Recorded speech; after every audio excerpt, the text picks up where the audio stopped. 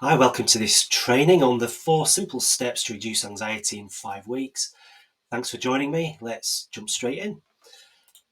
Now, the aim of this whole masterclass is to show you how my 4 step system could work for you and to really raise your awareness, because actually the average person, uh, I'm guessing, and through my own discussions with people, thinks of anxiety as something they either have to live with, deal with short term when they feel it coming on, or go on medication to manage it. The difference with how I work is that I deal with the root cause of the anxiety. So by dealing with the root cause, that's often enough to get rid of the anxiety. There's no medication involved at all, which through my discussions in online groups, that is a big factor for people. The side effects are a big factor of people not wanting to go on medication. And also people recognize that it's not dealing with the issue itself. Okay, first things first, though, for those who don't know me, I'm Stephen Bissett. I'm a former accountant and turned hypnotist, or hypnotherapist, as we like to say in England. I'm married to Hannah, who's there in the top picture there. I've got 2 boys, Ruben and Sebastian. We love going to live music gigs, and that's mainly what we do now. More so now that the boys are older and we can leave them at home, or we don't, or with other people, but we don't feel as guilty at leaving them anyway. And at the bottom, that's Albert, our dog, who's actually sat behind me. So if you hear any sudden scuffles, that's him.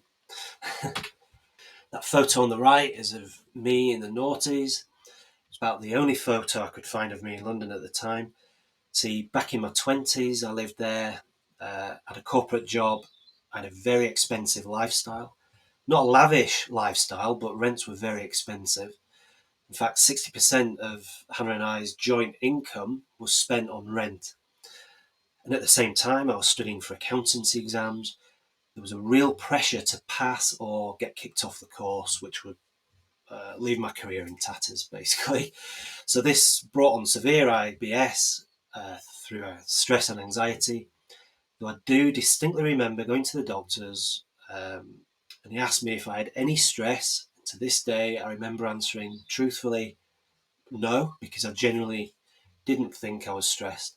So looking back all these years, I know I was, and I'll be honest, if I think that smile was probably fake, because all I can remember looking back then was being snappy and moody, which was probably an outlet for what was going on inside. So I learned to deal with this through on my commutes to work on the underground or the overground going into central London, just closing my eyes, trying to block everything out, visualizing that I was on a beach and watching the waves coming come in and out. And that was my first foray into, I guess, what started a journey onto what I do now. Okay. Now, I do help people get in control of anxiety in 5 weeks, but there is a disclaimer because we're dealing with the human mind. This is an average that I find I help people in, but also as any therapist or coach, you can't guarantee anything. Okay, so this is the start of the 4 steps. Step 1 is an in-depth consultation, which is basically an in-depth discussion. Okay, we talk. I get any information I need that might be relevant. So anything that comes up is relevant, but it gives me clues as to what might be causing your issue. Other things that I might need to explore. It gives me information about how to shape future sessions, such as, for example, simple thing, whether you can visualize, whether you find it easy to relax, because depending on that, I'll have to adopt my approach differently to how I would with anyone else. Um, and it might give a clue into other conditions that might be causing anxiety, that might we might need to look at first. So there's a lot that I get from this first session. And actually, in this first session, I might, if the conditions are right and I find it appropriate, I might actually start using conversational hypnosis, which is what I've done with Claire, the which is what the image on screen is all about. So conversational hypnosis is pretty much a normal conversation, but I ask questions in a specific way, and I look for visual responses, and I deal with those responses. So the second step is to teach tools and techniques such as EFT or emotional freedom technique, bilateral stimulation, and some other lesser known techniques such as ADAC and the stop technique. I've basically got a big treasure chest of techniques to use, and I'll teach whatever I think is appropriate at the time. These self-help tools are designed for you to discharge unwanted emotions at that time. I'm going to actually teach you two, but I'm going to bolt those on at the end just because I think this presentation might flow better because I need a full screen to teach those. I'll teach them at the end. Now, anxiety is a bit like a learned response or a habit. And inside your brain, there are lots of neural pathways, and each response goes down one of these particular pathways. It's a bit like a car to a nice sandy beach. You often find a natural route to the beach is being made from the car park. Over time, people follow that same route, so the path has been nicely carved out.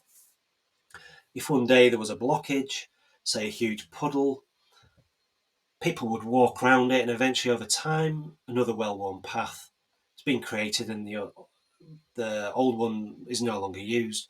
And that's what can happen inside your mind. So that is what reprogramming is all about. It's to stop one neural pathway and start using another one. Now, the techniques that I use, the tools that I teach, are to help kickstart this whole process off. Okay, the third technique is it's all about the one-to-one coaching, which is really where the hypnotherapy starts. Okay, and as I've said before, this is where we get to find the root cause. Because if you don't find the root cause, it's a bit like digging out a weed. If you just pick out the leaves and the stem, that will grow back. The issue will come back. If you dig out the roots, the anxiety will go, in my experience.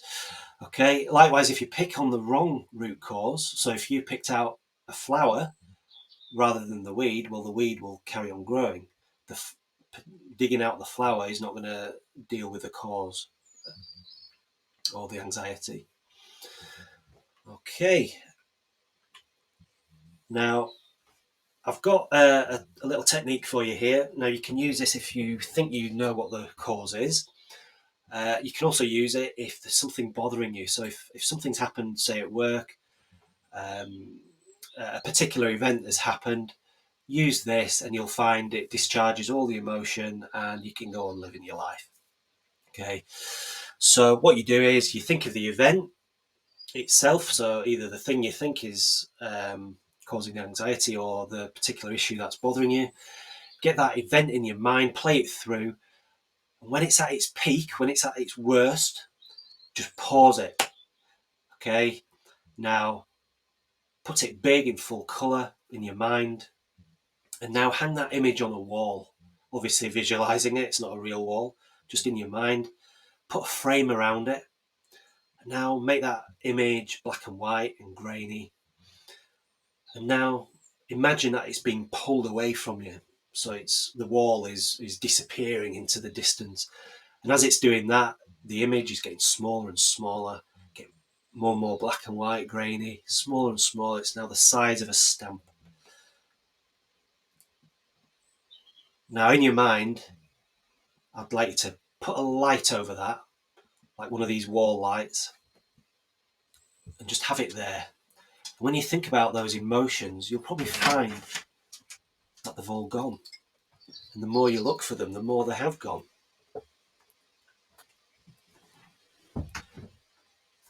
Just closing the door there, the dog's gone out. Okay, back on with it. Step 3. Often you think you know the cause, but actually that is not the real cause. The cause you think it is called an activating event, and it's somehow related to the initial event, the initial sensitizing event, or the root cause. Okay, so this activating event is tricking you into thinking it's the root cause. Now, with hypnosis, we can actually go and find the root cause. Okay, and I use hypnosis because it's an amplifier for change. So it speeds it up and it's long lasting. And as you can see on screen there's lots of myths about hypnosis. You'll find them all, probably mainly from TV and movies. None of them are true. Okay, you just can't do anything. I can't make you do anything in hypnosis that you wouldn't want to do normally. Okay. Step 4, coaching. So alongside everything that I do, there's also coaching, because if you're stuck in an anxious state, you might need a helping hand to walk through the process. And it can be a bit of a mindset shift as well. Okay, because what I find is, and again, looking through Facebook groups and dealing with people, talking to people every day, you find yourself stuck in that negative state or in an anxious state. And so what I do is I coach people, and I'll give this to you now. I sort of guide people into going into a positive state, surrounding yourself with positivity. So if you're swimming in a river of negativity, you're never going to feel good. So listen to happy things, talk positively to other people, walk away from negative people. And by that, I'm not saying cut them out, although if that's what you need to do, then sometimes that's what you need to do. But if you find people are talking negatively, just go on to something else, okay? Because you can't feel two emotions at the same time. You can't feel happy and sad at the same time. You can't feel stressed and relaxed at the same time. You can't feel positive and negative at the same time. So focus on what you do want and not where you are. And that's where a lot of people find themselves still stuck, because they're not moving forward.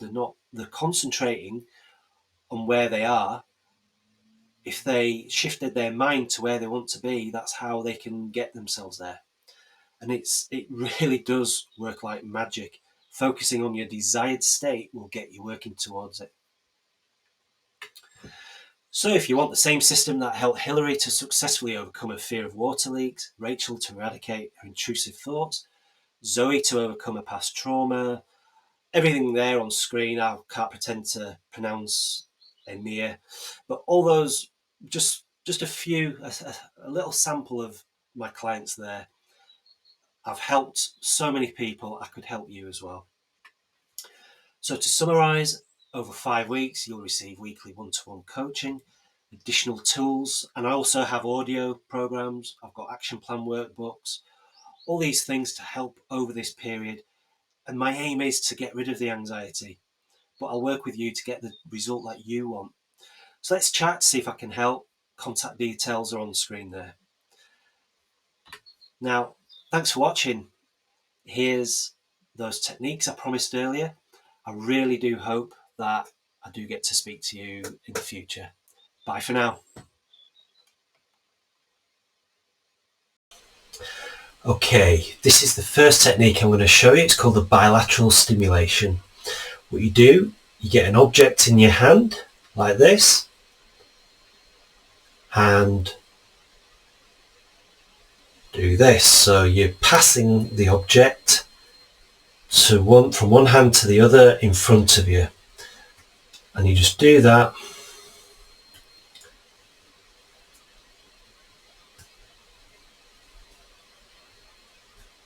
And you will find that the more you do it, the more you actually forget why you're doing it, and you forget that you had the anxiety. And it's as simple as this, and it's using left brain, right brain. There's a lot of neuroscience involved. I have used this with clients, and they've done it in front of me, and they've managed to reduce panic attacks within seconds. So I highly recommend just doing it. I know it looks stupid, but it's highly effective, and who cares what it looks like. Hi, another technique for you here is faster EFT. So EFT stands for Emotional Freedom Technique, and it's a great way of disposing of negative emotions.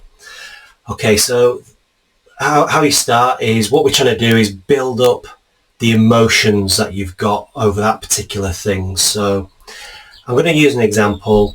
I'm going to pretend I'm anxious about flying. Okay, so what I do is I try and build those feelings up, maybe try and put myself in my mind that I'm on a plane and I'm about to take off. Try and get those feelings of anxiety stirred up and as high as I can, that's the key. And then I score myself on a scale of 0 to 10, 10 being the worst feelings, 0 being absolutely fine. Okay, so once you've done that and you got it high and you scored yourself, just park that. And then we start the technique. And the technique is basically you repeat a statement whilst doing some tapping points. So if you just take my lead, so I say something like, anxious about flying, anxious about flying, anxious about flying. This tapping point is right at the top of the head. If you do flat on your hand, you won't miss it. Anxious about flying. Next, on your forehead, all your 4 fingers, anxious about flying, anxious about flying, anxious about flying. Then next to the eye, anxious about flying, anxious about flying, anxious about flying. Under the eye, anxious about flying, anxious about flying, anxious about flying. Under the nose, anxious about flying, anxious about flying, anxious about flying. And then next, what you do is you take a deep breath in, grab your wrist, squeeze the sides of your wrist, and as you breathe out, just say peace. Okay.